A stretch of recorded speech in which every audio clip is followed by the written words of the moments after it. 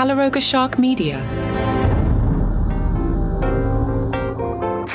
Hello, I'm Johnny Mac with your daily comedy news. On today's show, Ricky Gervais showed off his new mansion on Instagram. There's an unusually harsh criticism of Whitney Cummings I found on crack.com, my humble opinion. Leno is driving a fire engine around L.A., but he's doing it for good. And South Africans are coming to the defense of Trevor Noah. New theme music by the DCN Band. Let's start. If you're in Pittsburgh this weekend, Jeffries wants you to go see him. He is preparing for his next tour and says it just so happens that I'm going to be recording a special in a couple months' time. The best time to see a tour is just before the special because all the jokes are ready to go and they're all polished and good. The worst time to see a show is just after someone's recorded a special and they've run out of material. So it might be a bit long, to be honest with you. I have lots of jokes I need to filter out before I actually record the special. Ricky Gervais showed off his £14.5 million home. 9 bedrooms, a spa, and its own gym. Sounds nice, but then again, you invent the office. Ricky was on Insta on Sunday. In his usual style, he showed off a lavish hallway, complete with a marble staircase, large windows, and a laundry basket. He captioned the picture, "I call this place laundry basket on a bench in the hall." Many social media users were distracted by the extremely polished floors. Many wondered how long they would take to clean.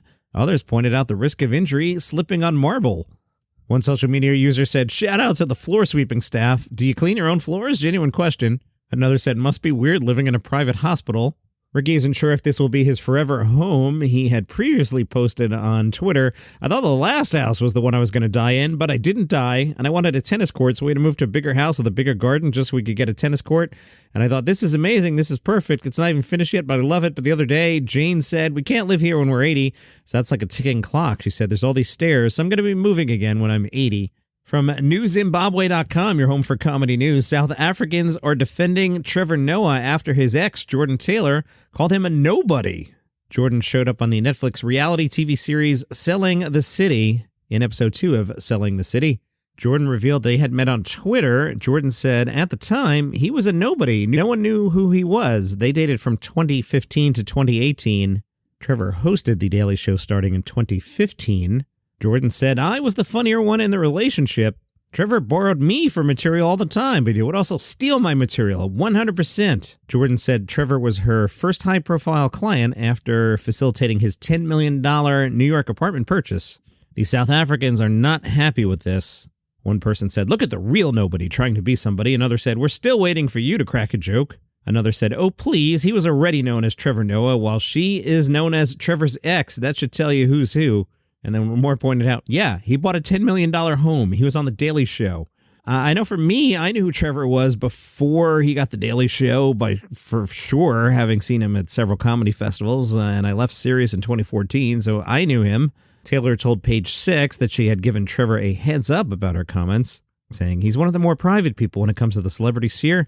I did give him a little heads up, but that relationship was 6 years ago, so it's not recent, or am I emotionally dealing with it?" Jimmy Kimmel on his program talked about the fires, saying it's been a very scary, very stressful, very strange week in LA where we work, where we live, where our kids go to school. Jimmy was in near tears, saying many of us had to leave our homes in a hurry. Some of our coworkers lost their homes. It's been terrible. Everyone who lives in this city knows someone. Most of us, multiple people, family, friends, colleagues, neighbors, where houses have burned down. And the truth is, we don't even know if it's over. We had 100-mile-an-hour winds fueling this nightmare, and as of tonight, winds are back. I think I speak for all of us when I say it's been a sickening, shocking, awful experience, but it's also been in a lot of ways a beautiful experience because once again, we see our fellow men and women coming together to support each other. People who lost their own homes are out volunteering in parking lots for others who lost theirs. One of those people, Leno, I'll get to him in a second, but first Jon Stewart defended LA Mayor Bass, saying, "I'm not saying she's Churchill. Yes, improvements can be made in leadership and management, design, and materials in myriad ways, but sometimes fire F's a tornado and makes a mockery of human infrastructure and our ability to dictate the terms of our existence on this planet. But the one thing it shouldn't dictate is the cruelty that we would show to those in pain because we don't think they consistently vote right." Leno was going about his business. I saw a couple small stories about Jay volunteering, one at the Reedley Firefighters Association. They were at a base camp. Leno came by and served some food. Then, as Jay was out and about, he happened to run into Anderson Cooper. Jay's driving around in a 1941 American LaFrance Firetruck. Leno told Anderson, "They're all getting box lunches. We figured, let's get some hot food." It's unbelievable. It's 10,000 buildings. If you drove all day, you couldn't see 10,000 buildings. You get on that hill and you look for miles and there's nothing. It looks like Hiroshima or just some horrible thing. It's an entire city wiped out. Pacific Palisades, it doesn't exist and probably won't exist for the next 5-6 years. I don't know how you rebuild this. It's $160 billion. There's no insurance company in the world that has that much money. The problems will be insurmountable, but we'll get through it. We always do. On Crack.com, in my opinion, an unusually harsh article. The headline, Whitney Cummings continues to demonstrate what happens when a comedy career slows down. Keegan Kelly is the author. Keegan writes, the last few days of Cummings' feed is everything you could expect from a washed-up comedian rebranding as a conservative conspiracy theorist. She's dumping on Los Angeles and California, despite the fact that she lives there. She's using a natural disaster to baselessly demonize the homeless instead of even considering how climate change could have exacerbated the extreme weather conditions, and she's complaining about DEI hires and woke lesbian firefighters by calling out women by name whom she believes shouldn't be working their current life-saving jobs. Cummings just needs to plug some shady supplement and throw in an insane anti-immigrant take on these tunnels to perfect her Joe Rogan, please have me back on your show publicity stunt. It goes without saying that none of Cummings' claims about homeless people starting the fires by pouring gasoline into the sewer system or woke lesbians slowing the work of the first responders have any basis in reported facts, but truth is never the point when a medium talent who recently slid off all mainstream platforms starts trying to steer online discourse over current events. Cracked pointed out some of these social media posts. One supporter said, take a note from Tom Segura and Joe Rogan and move to Texas, baby. And another said, damn, you're falling into the anus of the internet. I thought you were a smart one.